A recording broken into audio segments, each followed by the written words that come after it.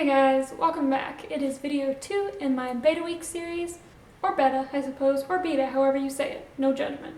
Today, I wanted to talk about whether or not betta fish should be kept in divided tanks. I'm just going to jump right into it today. Okay, so basically the traditional way of keeping a betta fish is alone in a tank. This is because they're an incredibly aggressive species that can and will kill other fish, and they have been used traditionally for fighting in other countries, which is why they earn the name Siamese fighting fish. Some people have had success, of course, keeping them in a community tank with other kinds of fish or keeping them with other kinds of animals such as frogs or invertebrates, but that's not what we're here to talk about today. Today we're here to talk about the divided tank situation. Now, in the olden days, divided betta tanks were all the rage, and they would have like a half-gallon divided down the middle that was completely see-through, and the bettas would just see each other and flare all the time and try and fight through the glass.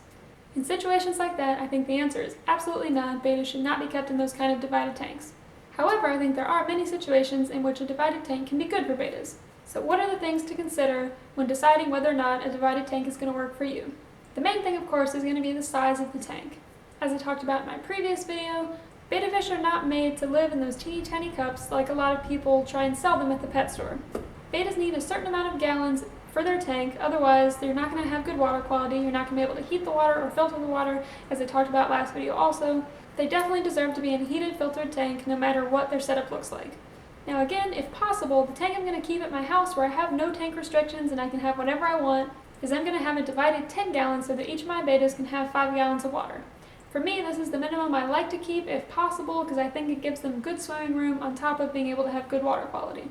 However, you may know if you've been watching my last couple of videos, I'm going to be moving to a place that has a tank restriction, and the biggest tank I'm allowed to have is one 5-gallon tank. So in this situation, my bettas are going to be in a divided 5, meaning they're going to have 2.5 gallons apiece. This is not my favorite situation because, as I said, I would rather them have a little bit more swimming room. But the bottom line is this: I still think they're better off with me than being brought back to a pet store where they're going to get put right back in those little unfiltered, unheated cups and potentially sold to someone who's completely unknowledgeable about the fish keeping hobby and wants them to live the rest of their life in those cups.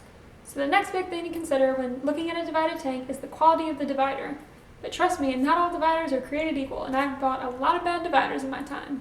Fish are a lot smaller and stronger and shiftier than you think they are. They can get around in very small spaces, so please make sure when you first put a divider in to observe your fish for a long time and make sure that they cannot get around this divider. Kind of going hand in hand with that is the kind of divider you are using.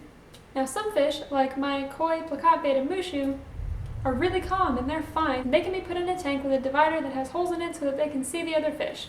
It provides a little bit of stimulation for them as far as they can flare now and then when they feel like it, but otherwise he can just cruise and mind his own business and build his bubble nest and live his life happily. On the flip side, you have fish like my white veil-tail betta, Moby. I had him very briefly in a divided tank with Mushu, and he drove himself insane because he is a very aggressive, very energetic, very neurotic betta fish anyway. He will tail bite over anything, as you guys know. So especially when he had a divider that had holes where he could see another betta, he went to biting his fins and flaring all the time and just being really stressed out. And stress is always a killer of fish and never a good thing to have. So for that reason, I'm going to have to lean more towards the side that has a very solid divider. Because betta fish are often aggressive, I think they're always a safe way to go. Now some people think that bettas cannot be kept in dividers where they can see through at all, that they will just worry themselves to death. While some people say that they, can keep them in communities and things like that, and they're absolutely fine. Once again, as an example with my fish, bettas are very individual and you really have to know your fish's personality and your setup to know what's going to work best for you. So in summary, I think the main things to consider when deciding if a divided tank is going to work for you is the gallon size and making sure that the water quality is still going to be good, is the quality of divider and making sure that they cannot get around it, as well as the type of divider and deciding what is going to work best for you and your fish's personality and your tank setup. I've heard some debate that males and female bettas should not be kept in a divided tank, that the females can become egg-bound from sensing the male, and the male can become extra aggressive by being able to smell the female in the water. I personally have not had experience keeping bettas this way, so I'm not really the authority to ask. Again, I think it's all on the individual betta.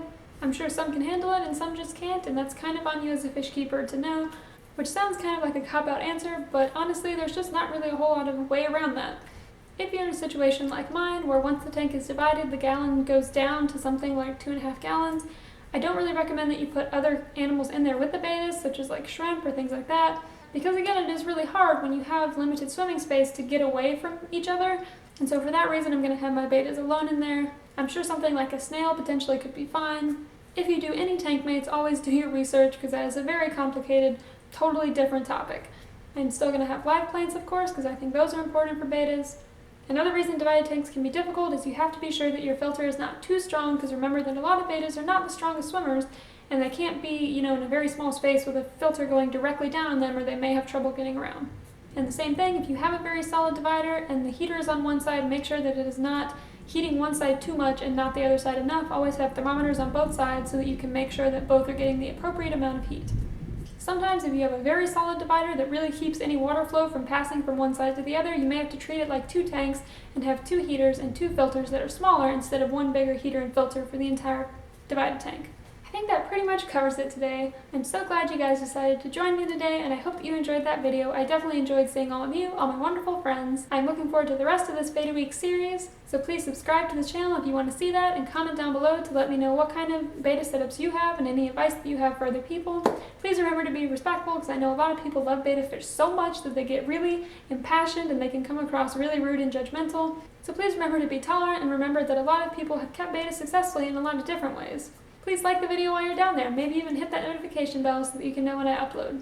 Also remember that I have an official channel Instagram if you would like to see more of me and all my wonderful beta fish and other fish and all my other animals.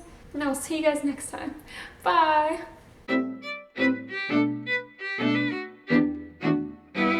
Beta should not be kept in